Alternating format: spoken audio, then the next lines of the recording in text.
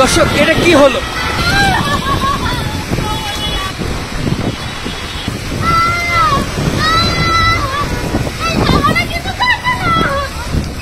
ওনাকে বসাই দেন, ওনাকে বসাই দেন, ওনাকে বসাই দেন, ওনাকে বসাই দেন, মাথায় পানি দেন।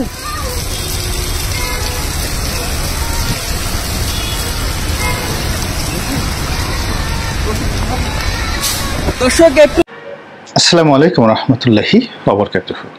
সম্মানিত দর্শক, বাংলাদেশের প্রধানমন্ত্রী শেখ হাসিনা অতি সম্প্রতি একটি বিস্ফোরক মন্তব্য করেছেন।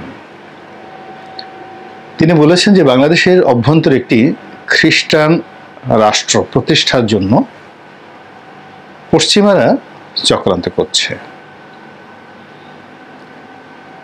এটি অত্যন্ত ভয়াবহ একটি অভিযোগ। স্বাধীনতা এবং সার্বভৌমত্বের জন্য মারাত্মক হুমকি। আসসালামু আলাইকুম প্রিয় দর্শক, ফাইনালি চলে আসলাম আপডেট ও গুরুত্বপূর্ণ কিছু নিউজ নিয়ে আপনাদের মাঝে। প্রিয় দর্শক, অবশ্যই ভিডিওটি শেষ অবধি দেখবেন। দর্শক, আপনাদের কাছে ছোট্ট একটি অনুরোধ, দেশ এবং দেশের বাইরে হলে কমেন্ট বক্সে লিখে জানিয়ে দেবেন, আর চ্যানেলে নতুন হলে সাবস্ক্রাইব করে পাশে থাকা বেল বাটনটি অবশ্যই অল করে দেবেন, কারণ পরবর্তী আপডেট নিউজ সবার আগে পাওয়ার জন্য প্রিয় দর্শক আর অবশ্যই একটি লাইক দেবেন। দর্শক, আর দেরি নয়, মূল ভিডিওতে যাওয়া যায়। আসসালামু আলাইকুম রহমতুল্লাহি ওয়া বারাকাতুহু। সম্মানিত দর্শক, বাংলাদেশের প্রধানমন্ত্রী শেখ হাসিনা অতি সম্প্রতি একটি বিস্ফোরক মন্তব্য করেছেন।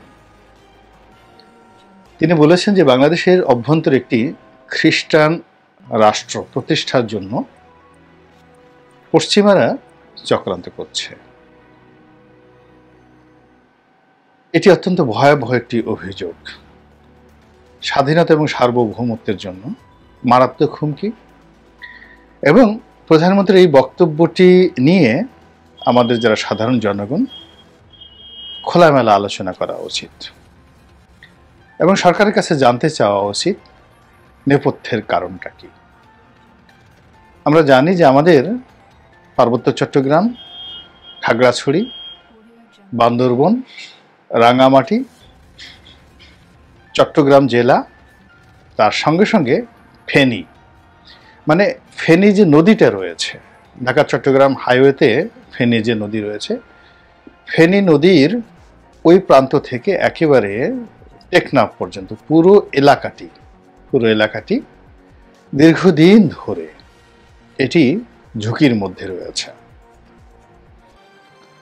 এখানে ভারত আমাদের জন্য হুমকি, এখানে মায়ানমার আমাদের জন্য হুমকি, মায়ানমারের বিদ্রোহী গোষ্ঠী হুমকি, ভারতের বিদ্রোহী গোষ্ঠী আমাদের জন্য হুমকি। মানে এখানে চতুর্মুখী হুমকি।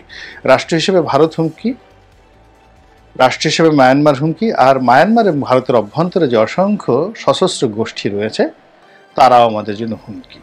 একই সঙ্গে ওই অঞ্চলের গহীন অরণ্যে বিভিন্ন সশস্ত্র গ্রুপ, উপজাতীয় গ্রুপ, তার সঙ্গে সঙ্গে যারা ওই অঞ্চলে প্রকাশ্য রাজনীতি করেন,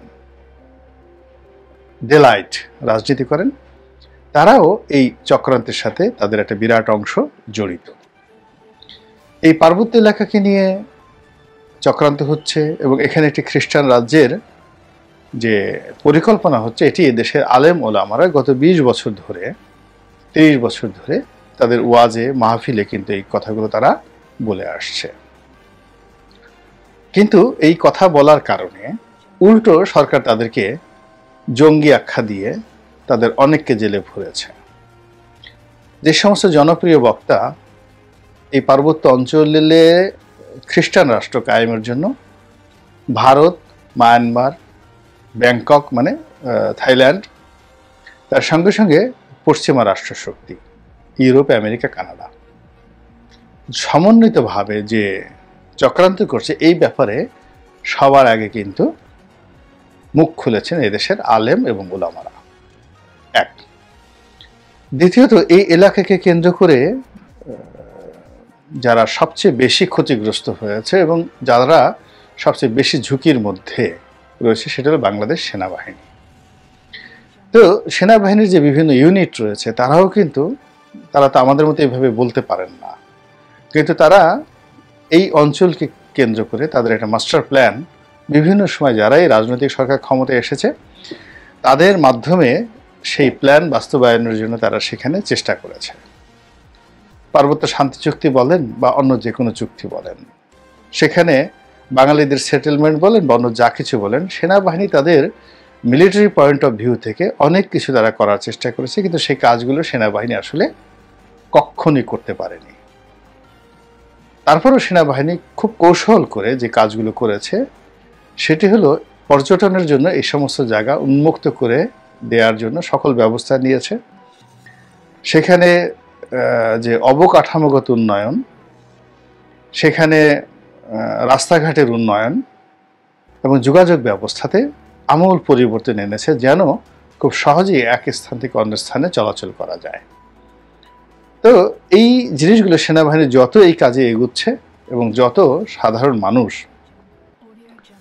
সেই এলাকাতে ছুটছে, আমাদের পার্বত্য এলাকাতে বউ নিয়ে, বাচ্চা নিয়ে, বন্ধু নিয়ে, বান্ধব নিয়ে সেখানে ছুটছে, ততই চক্রান্তকারীরা শক্তিশালী হয়ে যাচ্ছে এবং অ্যাডামেন্ট, যাকে বলা হয় বিক্ষুব্ধ হয়ে পড়ছে।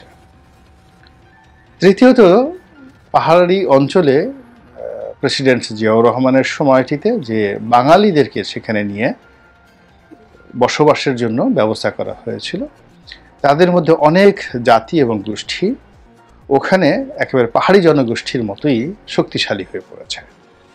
তারা রাজনৈতিকভাবে সচেতন এবং এদের একটা বিরাট অংশ কিন্তু আওয়ামী লীগ করেন। অনেক বড় বড় নেতা খুবই জনপ্রিয় সেখানে বাঙালিদের মধ্যে, আমি নিজে বান্দরবনে গিয়ে সেটা দেখেছি।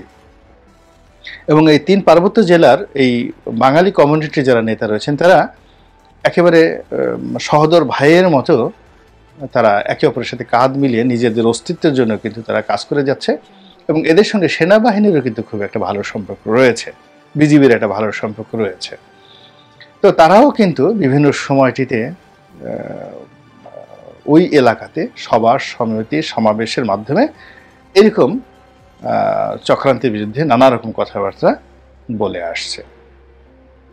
কিন্তু সরকার কিন্তু কখনোই তাদেরকে গ্রহণ করেনি। উল্টো সেখানে যারা পাহাড়ি জনগোষ্ঠী রয়েছেন, তাদের যে সকল এজেন্ট সরকারে রয়েছে, তাদের প্ররোচনায় এই সকল বাঙালি যারা নেতা রয়েছেন তাদেরকে আওয়ামী লীগের কমিটি থেকে বাদ দেওয়া হয়েছে, তাদেরকে কোণঠাসা করে রাখা হয়েছে এবং অনেকের জীবন এখন রীতিমতো হুমকির মধ্যে রয়েছে।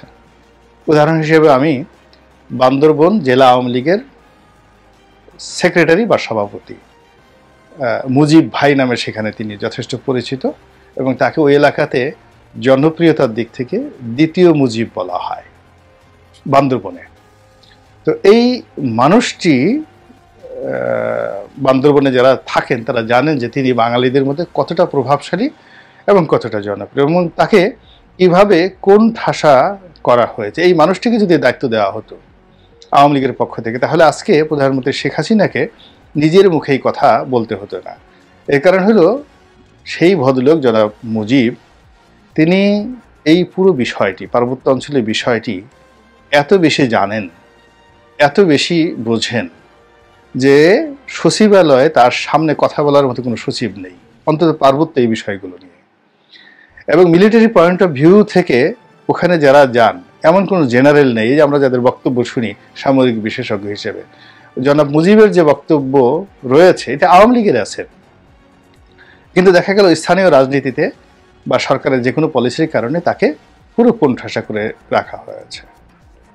আর এখন এই যে কুকি চিহ্নের গেরিলা হামলা, আরাকান আর্মির সেখানে যাকে বলা হয় আধিপত্য, এবং যেটা মায়ানমারের যে রোহিঙ্গা জনগোষ্ঠী অধ্যুষিত যে এলাকা, সে এলাকায় মায়ানমারের সেনাবাহিনীকে পিছনে ফেলে যেভাবে আরাকান আর্মি মানে এগিয়ে এসছে, এর মধ্যে আবার আরশা নামক একটি প্রতিষ্ঠান আছে আরাকান আর্মির অ্যাগেনস্টে, এবং এরা মূলত মায়ানমারের যে নেপিদো রাজধানী, যে সরকারের রাজধানী, সেখানকার দালাল হিসেবে আরশাকে অনেকে বলে থাকেন।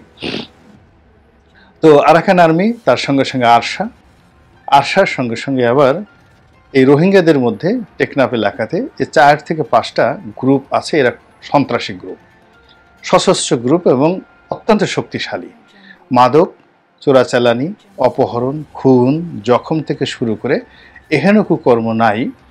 সরাসরি পুলিশ দিয়ে এদেরকে দমন করা সম্ভব না, এদের সঙ্গে মিলিটারি দিয়ে এদেরকে দমন করা সম্ভব। এইরকম এই যে 12 লাখ যে রোহিঙ্গা, এই 12 লাখ রোহিঙ্গার মধ্যে এরকম অন্তত 5 থেকে 6টি সন্ত্রাসী গ্রুপ তৈরি হয়ে গেছে, যারা ওই অঞ্চলে ডাকাতি করে সীমান্তের এপারে এবং ওপারে।